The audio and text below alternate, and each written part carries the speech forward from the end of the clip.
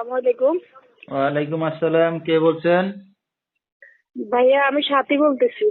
সাথী, কেমন আছেন আপনি? ভালো আছেন সাথী? আলহামদুলিল্লাহ ভালো আছি। আপনি ভালো আছেন?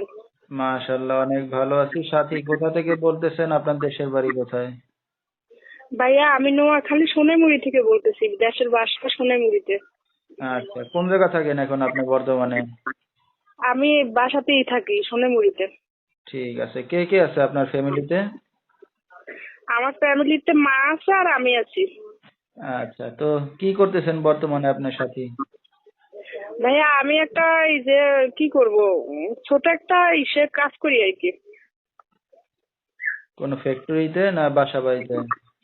জি না, বাসা বাড়িতে না, ছোট একটা কারখানাতে কাজ করি। আচ্ছা, সাথীর বিয়ে শাদী হয়েছে কিনা?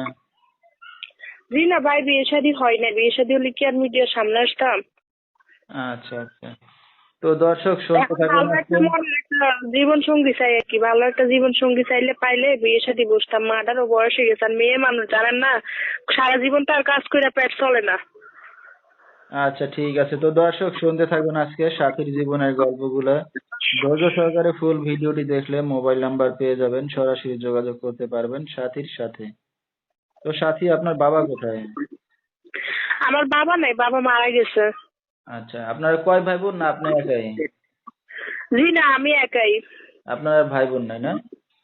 জি না। যেখানে আছেন আপনাদের নিজেদের বাড়ি ঘর না বাসা ভাড়া নিয়ে থাকেন?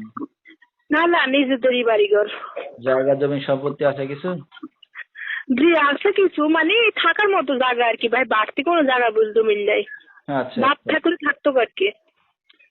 তো আত্মীয় স্বজন কেউ দেখে, খোঁজ খবর নেয় আপনাদেরকে? আত্মীয় স্বজন বলতে জি না, অমন কেউ নাই, তো খোঁজ খবর অত বেশি নাই। আত্মীয় স্বজন বুঝেন না, যার আছে তার সাথে খোঁজ নেয়, যার নাই তার সাথে খোঁজ নেয়, এরকম আর কি। তো লেখাপড়া কত দূর করছেন সাথী আপনি? এই ক্লাস 9 পর্যন্ত পড়ালেখা করছি।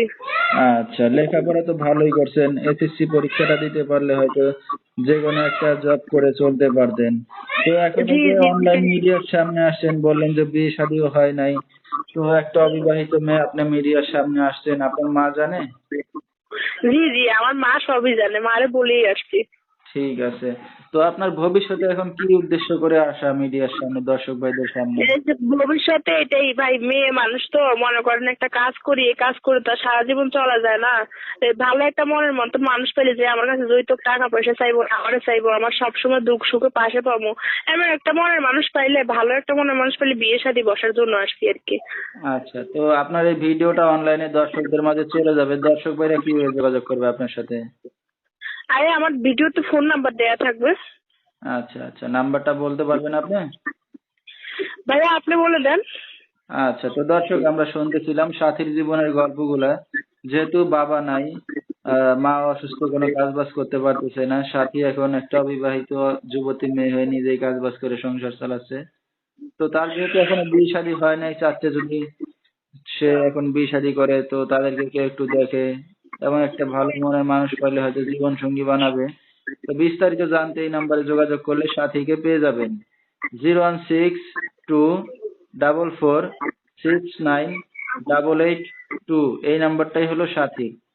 তো সাথী, আপনি একটা অবিবাহিত মেয়ে, রাত বেরাত্রে অনেক দর্শক আপনাকে ফোন দেবে, রাতে কি একাই ঘুমান না আমার সাথে ঘুমান? সমস্যা নেই, আমার ফোন দিলে আমি কথা বলতে পারবো ভাইয়া। আর একটা কথা কি শুনেন ভাইয়া, ভিডিওতে ফোন নাম্বার দিলে আজে বাজে মানুষও নাকি ফোন দেয়।